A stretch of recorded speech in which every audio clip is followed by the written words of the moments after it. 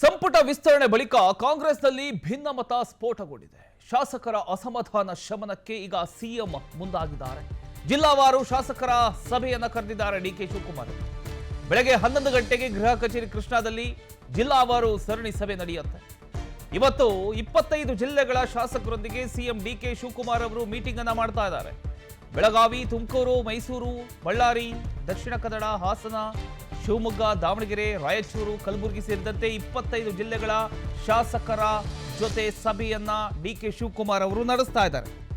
ಸಂಪುಟ ವಿಸ್ತರಣೆ ಆಯಿತು, ಆದರೆ ಇದರ ಬೆನ್ನಲ್ಲೇ ಕಾಂಗ್ರೆಸ್ನಲ್ಲಿ ಅಸಮಾಧಾನದ ಹೊಗೆ ಎದ್ದಿದೆ ಅನ್ನುವಂಥ ಚರ್ಚೆ ಶುರುವಾಗಿದೆ. ಸಚಿವ ಸ್ಥಾನ ಸಿಗದ ಶಾಸಕರು ತಮ್ಮ ಜಿಲ್ಲೆಯಲ್ಲಿ ನಿರೀಕ್ಷಿತ ಕೆಲಸ ಆಗ್ತಾ ಇಲ್ಲ ಅಂತ ಅಸಮಾಧಾನಗೊಂಡಿರತಕ್ಕಂಥ ಶಾಸಕರು ಇವರನ್ನೆಲ್ಲ ಇದೀಗ ಮುಖ್ಯಮಂತ್ರಿ ಡಿಕೆ ಶಿವಕುಮಾರ್ ಅವರು ವಿಶ್ವಾಸಕ್ಕೆ ತೆಗೆದುಕೊಳ್ಳೋದಕ್ಕೆ ಮುಂದಾಗಿದ್ದಾರೆ. ಅದಕ್ಕಾಗಿ ಸಿಎಂ ಮಾಡಿರ್ತಕ್ಕಂಥ ಪ್ಲಾನ್ ಏನು? ಜಿಲ್ಲಾವಾರು ಶಾಸಕರ ಒಂದು ಸರಣಿ ಸಭೆ ಇವತ್ತು ಬೆಳಗ್ಗೆ 11 ಗಂಟೆಯಿಂದ ಬೆಂಗಳೂರಿನ ಗೃಹ ಕಚೇರಿ ಕೃಷ್ಣದಲ್ಲಿ ಈ ಒಂದು ಸಭೆಗಳು ನಡೀತಾವೆ.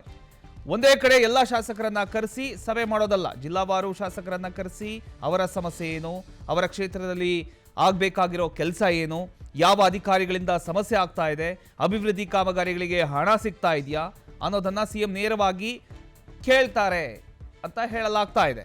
ಇನ್ನು ಬೆಳಗಾವಿ, ತುಮಕೂರು, ಮೈಸೂರು, ಬಳ್ಳಾರಿ, ದಕ್ಷಿಣ ಕನ್ನಡ, ಹಾಸನ, ಶಿವಮೊಗ್ಗ, ದಾವಣಗೆರೆ, ರಾಯಚೂರು, ಕಲಬುರಗಿ ಸೇರಿದಂತೆ ಸುಮಾರು 25 ಜಿಲ್ಲೆಗಳ ಶಾಸಕರ ಜೊತೆ ಸರಣಿ ಸಭೆ ನಡೆಯುತ್ತೆ ಇವತ್ತು.